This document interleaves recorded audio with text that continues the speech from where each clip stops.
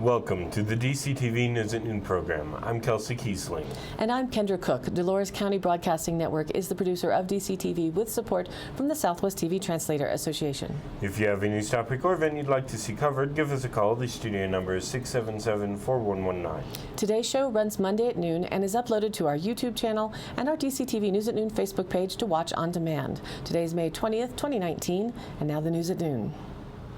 Reported in the Cortez Journal, a federal court has dismissed the Navajo Nation's lawsuit against the U.S. government and Winslow, Arizona over the police shooting of a tribal member. The Gallup Independent reports Judge G. Murray Snow ruled last week that the tribe lacks standing and did not suffer a legally cognizable injury from the March 2016 death of L'Oreal Tsingine. The tribe filed the lawsuit last year, claiming Tsingine's civil and constitutional rights were violated. It also faulted the U.S. Justice Department for not prosecuting former Winslow police officer Austin Shipley. The department said it could not prove that Shipley willfully used excessive force and did not act in self-defense. Navajo Nation spokesman Jared Tochin says the tribe is reviewing the ruling and has not yet decided if it will appeal. Reported in the Journal, photos Jim Imiaga. A 10-day whitewater boating release is planned for the Dolores River below McPhee Dam and Reservoir, managers said last week. The recreational water flows will be let out from Tuesday the 21st to May 30th and are scheduled to accommodate boaters over Memorial Day weekend. Timing the release early for the 3-day holiday was a big interest for the boating community, said Mike Preston, general manager for the Dolores Water Conservancy District. Beginning Tuesday, the managed spill will increase at a rate of 400 cubic feet per second per day to achieve a 1,200 CFS flow by the morning of May 24th. The high flow will be maintained through May 27th and then ramp down to 800 CFS through noon May 30th. A gradual ramp down over a few days will follow. However, the managed release is expected to continue after May 30th, but to what extent has not yet been determined, water officials said. Winter snowpack that reached 140% of normal is enough to fill McPhee Reservoir and provide the boating release below the dam. Recent cooler and rainy weather in southwest Colorado has slowed the snowpack runoff, creating uncertainty about the final timing. There is still a substantial amount of high elevation snow above 9,500 feet remaining, said Eric Sprague, an engineer technician with the Water District. The inflow rate will depend on hard to predict temperatures and potential rain in the coming weeks. McPhee is expected to reach full capacity by mid-June, said District Engineer Ken Curtis, and all irrigators will get a full supply for the season. A dry winter in 2017 to 18 nearly depleted the active pool of the 380,000 acre-foot reservoir, which feeds Montezuma and Dolores counties and the Ute Mountain Ute tribe. But a surprise rebound this winter, fueled by the wet El Nino weather pattern, is rapidly filling it, with flows of the Dolores River at Dolores reaching a turbulent 2,400 CFS in recent days. The 97-mile stretch of the Dolores River below the dam from Bradfield Bridge to Bedrock is revered by boaters for its challenging rapids and remote Red Rock Canyon wilderness. The 3 to 5 day Slick Rock to Bedrock section through winding Slick Rock Canyon offers a pristine river running experience. The 18-mile one-day Ponderosa Gorge has convenient access and fills with locals and tourists when the river runs. No permit is required to boat the Dolores River. The expert Snaggletooth Rapid is especially notorious for drenching boaters and occasionally flipping boats. A road along the river accessed from Dove Creek is a popular spot to spend the day watching boaters negotiate the wild hydraulics created by the rapid's, quote, fangs. Commercial boating companies have been booking trips for the lower Dolores since the release was announced. The infrequency and unpredictability of flows below the dam can make it challenging to plan multi-day trips, he said, but we have comprised a list of customers who love the Dolores, and we contact them when it runs. The river is beautiful with amazing geology and archaeology. It's a great place to escape civilization. The Bureau of Land Management will have rangers assisting boaters on the river and directing traffic and put-ins and takeouts, said Ranger David Saunders. The private access point at Slick Rock will be open with a small fee for parking. Portable toilets will be set up at the BLM's Gypsum Valley put-in. Boaters are encouraged to sign in at kiosks set up at river access points and be patient in crowded areas. From the Cortez Journal, Governor Jared Polis has signed legislation aimed at lowering prescription costs by importing drugs from Canada. The Denver Post reports the bill signed Thursday will require federal approval before it can take effect. Polis says he has spoken with President Donald Trump, who has praised a similar plan in Florida. The law tasks the Colorado Department of Healthcare Policy and Financing with creating a plan for safely importing Canadian drugs and presenting a proposal to U.S. Health and Human Services by September 2020. Representative Jacques Lewis, a Boulder area Democrat who sponsored the bill, says too many Coloradans have to choose between feeding their families and paying for life-saving drugs on which they depend. Health and Human Services Secretary Alex Azar has called the proposal a gimmick, and some are skeptical it will lower prices. From the Durango Herald file photo, taking advantage of nature's bounty, the San Juan National Forest anticipates ramping up efforts to mitigate wildfire dangers by increasing prescribed burns through fall. SJNF plans to burn at least 15,000 acres this season, and prescribed burns could reach 22,000 acres this year, given the proper conditions. So far, the conditions look ideal, said Brad Pietruska, Fuels Program Manager for the San Juan National Forest. About 6,000 acres in the Salls Creek area were set aside for prescribed burns last year, when dry and dangerous conditions were ideal for out-of-control wildfires such as the Plateau, Burro, and 416 fires. The idea behind the prescribed burns, Pietruska said, is to create pockets of the forest that would burn more slowly and give firefighters the chance to control a wildfire should one break out. Prescribed fires also mitigate the threat of a crown fire, in which flames leap from one treetop to another. The 2019 prescribed burn season started later than normal, with all of the rain and the snowpack, Pietruska said.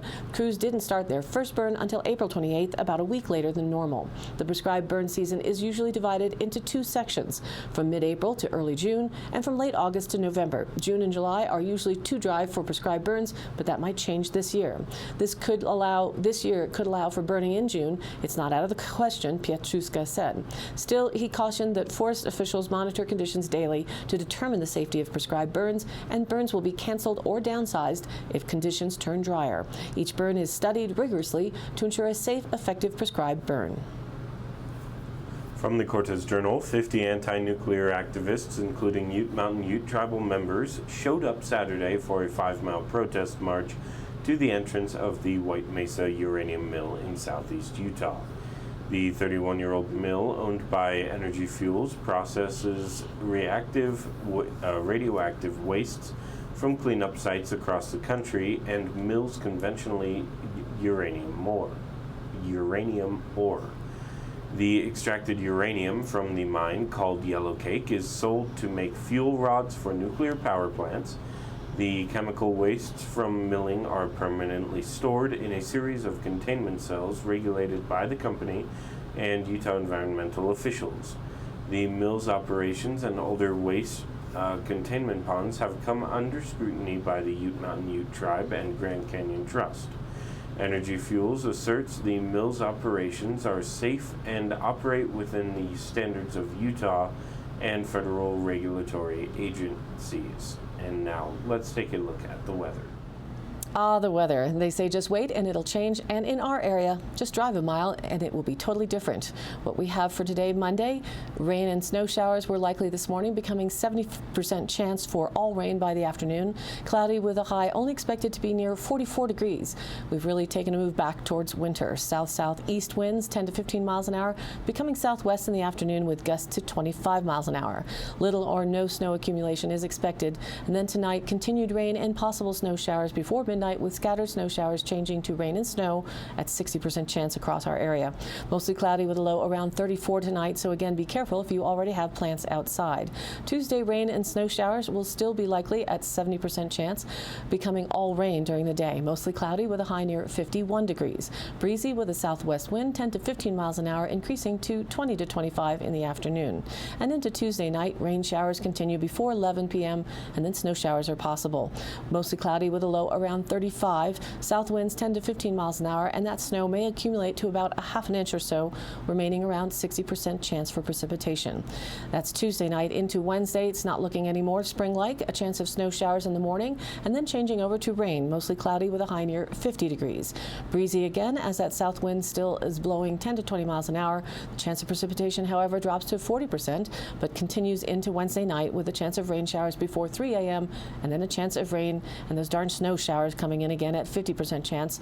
Mostly cloudy with a low around 35 degrees. And yes, also into Thursday, a chance of rain and snow showers before noon, then a slight 30% chance for rain showers. Partly sunny with a high near 51 degrees. And Dove Creek High School graduation on Thursday night right now is looking to be a mostly cloudy evening with a low around 34 overnight as the storm pattern starts to clear out, with Friday being sunny and a high near 61 degrees. Friday night partly cloudy and a low around 38, and Saturday again sunny with a high near 66. Saturday night mostly clear with a low around 41. So we need to get through Thursday before we're back to spring temperatures. The good news is that it's looking to be a nice Memorial Day weekend. And now back to the news. From the Cortez Journal, a proposed effort to restore a wide swath of national forest land in southern New Mexico over the next decade or two is drawing fire from environmentalists who say the U.S. government needs to do more to determine the effects on endangered species in the land. The project would cover more than 218 square miles in the Sacramento Mountains.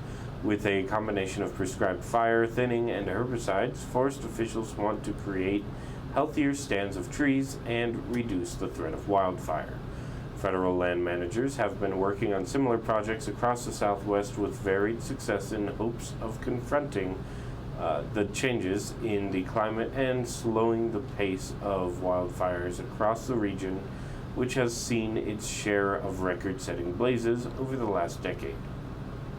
From the Journal, photo Erica Alvaro.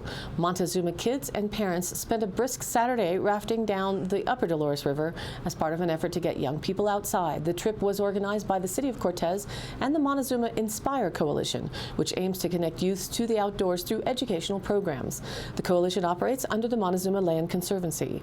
Quote, "We really have a unique environment," said Rosa Dimon, recreation supervisor with the city. She added that although she grew up here, there are many beautiful spots she didn't know about.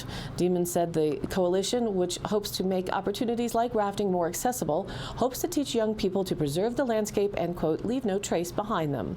Montezuma Inspire was awarded a 3-year, $1.8 million Greater Outdoors Colorado Grant, or GOCO, which has helped fund the trips. 15 children and parents turned out Saturday, a day that saw splashes of sunshine and snowfall.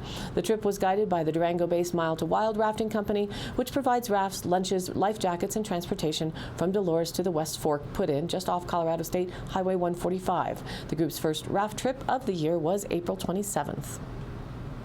From the Cortez Journal, while spring is in full swing in most of southwest Colorado, impacts of heavy snowfall and unprecedented avalanche activity this winter are expected to be felt for months. The snowpack was epic.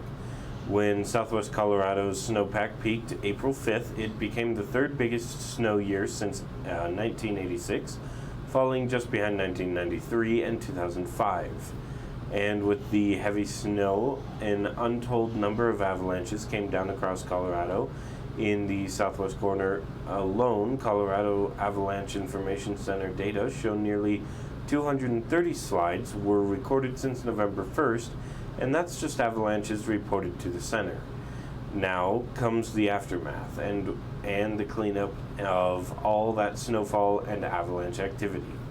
Willie Tukey, San Juan County Administrator, said there's still a lot of snow in the high country. As of Wednesday, snowpack in southwest Colorado was at nearly 225% of normal historic averages. Every day, Tukey said road crews are staging a heroic effort to clear the more than 120 miles of county roads, most of them in remote mountainous terrain around Silverton. Reported by the Durango Herald file photo, a wasp will be brought to two southwest Colorado wetlands this spring to join the battle against the noxious Russian knapweed, which harms native plants and wildlife. The effort, according to the Bureau of Reclamation, will target the aggressive non-native plant that, if left unmanaged, displaces native plant species and can cause neurological disorders in some animals, including horses, that eat it. According to Colorado State data, Russian knapweed originates near the Caspian Sea in Western Asia, but was introduced to the U.S. in the late 1880s with alfalfa seeds. It is now found in most of the U.S. west of the Appalachian Mountains, but is most problematic in semi-arid rangelands of the west, like our area. Russian knapweed has no agricultural or ecological value, the state's Department of Agriculture said, and it outcompetes crops, degrades rangeland, and takes over habitats. For years, the state of Colorado has battled the spread of Russian knapweed using gall midges from an insectary in Palisade. The insect, which can eat away at the weed, has been used since 2009. In a news release last Thursday, the Bureau of Reclamation said it would partner with Colorado Parks and Wildlife and the Palisade Insectary to attack the plant with another insect, the stem gall wasp, in an innovative and environmentally conscious way this spring. The project will focus on wetlands on the Colorado side of Navajo State Park and Simon Draw Wildlife Area in Montezuma County. The gall wasp, according to the Bureau of Reclamation, causes the formation of galls or abnormal growths along the stem of the Russian knapweed, cutting off nutrients to other parts of the plant. As a result, the weed's ability to grow and spread is significantly hampered. The gall wasps require little management after they are released, the Bureau of Reclamation said, and move around through flight, wind, or on wildlife. The insects do not affect humans, livestock, or other plant species. In just 3 growing seasons, the Bureau of Reclamation said every Russian knapweed stem at the research site in Palisade was affected, and the overall health of the patch was diminished. LIFT said the Bureau of Reclamation does not have a specific start date for this project. According to the Durango Herald, if you want to save your brain, focus on keeping the rest of your body well with exercise and healthy habits rather than popping vitamin pills. New guidelines for preventing dementia advise. About 50 million people currently have dementia, and Alzheimer's disease is the most common type. Each year brings 10 million new cases, says the report released Tuesday by the World Health Organization. Although age is the top risk factor, dementia is not a natural or inevitable consequence of aging, it says. Many health conditions and behaviors affect the odds of developing it, and research suggests that a third of the cases are preventable, said Maria Carrillo, Chief Science Officer of the Alzheimer's Association, which has published similar advice. Since dementia is currently incurable and so many experimental therapies have failed, focusing on prevention may give us more benefit in the shorter term, Carrillo said. Much of the WHO's advice is common sense and echoes what the U.S. National Institute on Aging says. That includes getting enough exercise, treating other health conditions such as diabetes, high blood pressure, and high cholesterol, having an active social life, and avoiding or curbing harmful habits such as smoking, overeating, and drinking too much alcohol. Evidence is weak that some of these help preserve thinking skills, but they're known to aid general health, the WHO says. Today's High Canyon Country happenings. Springtime is usually a wonderful time to get outside and go for a drive. This year, you may want to check the road conditions or trail information before you head out. Between the snowpack, melting runoff, and weather reports, just be aware before you go. That said, this weekend, May 25th and 26th, it's the Ride to Rico. Motorcycles, Jeeps, and classic cars are all invited to the 3rd annual Ride to Rico. Start where you are and ride with your crew on your own schedule with one destination, the Enterprise Bar and Grill in Rico. Smoke barbecue and live music start at noon both days on Saturday and Sunday, so come early. Or stay late. You can check out their Airbnb options on the website, thericobar.com. Save the date for Sunday, June 2nd. A Pick and Hoe River Run side-by-side and ATV poker run is happening in Dove Creek to raise money for the 4th of July event. Meet behind the Midnight Trucking Shop on Sunday, June 2nd at 9 a.m. Offload your trailer, which can stay parked behind the shop. Departure will be at 10 a.m. sharp with a police escort, and that's from 303 West 3rd Street in Dove Creek. This is a Dove Creek Chamber event supported by member State Line Bar and Grill. Everyone is welcome. The run is $25 per hand, no limit, with $15 funding to support this year's Pick and Hoe and $10 to the pot. Please bring your own food and drinks. They will not be provided for this event. The river run will last most of the day, and State Line is sponsoring a free drink card or half off an appetizer, good for that Sunday evening only after the poker run. This applies to anyone who buys a poker hand. The State Line will be open until 9 p.m. You can call for more information or to let them know that you're coming for the day so they can get a total at the state line 970-677-2649 or 970-560-2856 for the DC Chamber. Or you can message them on State Line or Chamber's Facebook page. Looking forward to a new springtime event that will be a great help in getting the Pick and Hoe funded for 2019. And all of these happenings are posted on our DCTV News at Noon Facebook page, along with the YouTube replays, weather, original stories, and local posts. To share your event or information, you can contact us by email dcbnnews@gmail.com or call the station 970-677-4119.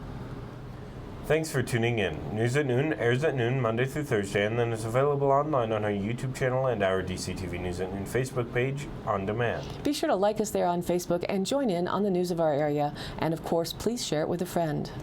For Kendra Cook with DCTV and the News at Noon program out of Dove Creek, USA, I'm Kelsey Kiesling. Thanks for watching.